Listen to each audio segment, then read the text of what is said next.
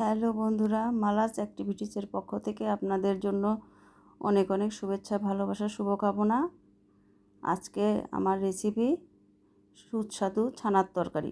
প্রথমেই আমরা কিভাবে ছানা তৈরি করা যায় সেটা দেখাবো। আমি 2 লিটার দুধ দিয়েছি। দুধটা প্রথমে ফুটিয়ে নিতে হবে। এরপর 2 লিটার দুধের ভিতর আমি 3 টেবিল চামচ ভিনেগার দিয়ে দিব। তারপর আস্তে আস্তে দুধটা নেড়ে দিব। নাড়তে নাড়তে দেখুন আস্তে আস্তে ছানা তৈরি হয়ে যাচ্ছে। 2 লিটার দুধে 3 টেবিল চামচ ভিনেগার। দেখুন কি সুন্দর আস্তে আস্তে সব ছানা বেরিয়ে যাচ্ছে। এবার আমরা ছানাটা একটা কাপড়ের মধ্যে ঢেলে নিব। তারপর কাপড়ের মুখটা খুব শক্ত করে বেঁধে দিতে হবে।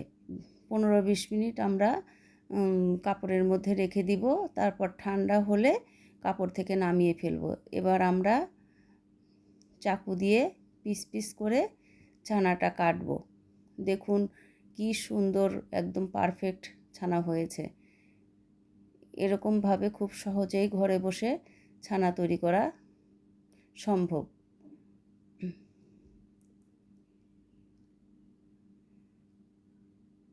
ছোট ছোট করে আমরা ছানাগুলো কেটে নিলাম। এবার কড়াইয়ে তেল গরম করে ছানাগুলো প্রথমেই ভেজে উঠিয়ে রাখব। তারপর আমরা কড়াইয়ে তেল দিব, একটু জিরা ফোড়ন দিয়ে আলুগুলো দিয়ে দিব। এবার 1-2 কাঁচামরিচ, সামান্য একটু হলুদ লবণ দিয়ে আলুগুলো ভালো করে ভেজে নিতে হবে। আলু খুব ভালো করে ভাজা হয়ে গেলে এবার আমরা একে একে সব মশলা দিয়ে দিব। লবণ, হলুদের গুঁড়ো, মরিচের গুঁড়ো, জিরা বাটা, আদা বাটা সব মশলা দিয়ে এখন আমরা ভালো করে কষিয়ে নিব। ভালো করে কষিয়ে নিতে হবে যাতে মশলার কাঁচা গন্ধটা না থাকে। এবার ভালো করে নাড়াচাড়া করব। সুন্দর মতো কষানো রেডি। এবার ঝোলের জন্য আমরা পরিমাণ মতো জল দিয়ে দিব।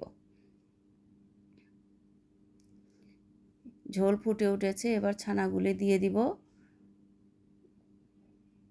2 কাঁচামরিচ দিয়ে দিব। এবার আমরা অল্প সময়ের জন্য ঢাকা দিয়ে দিব।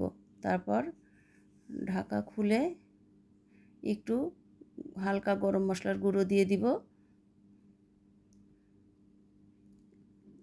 তারপর 2-3 মিনিট আর একটু জ্বালাতে হবে। আমরা সামান্য একটু চিনি ফেলে দিব। ছানার তরকারিতে হালকা একটু আপনারা চিনি দিবেন। রেডি আমার ছানার তরকারি। আপনারা এভাবে বানিয়ে অবশ্যই খেয়ে দেখবেন, অনেক ভালো লাগবে। Thank you.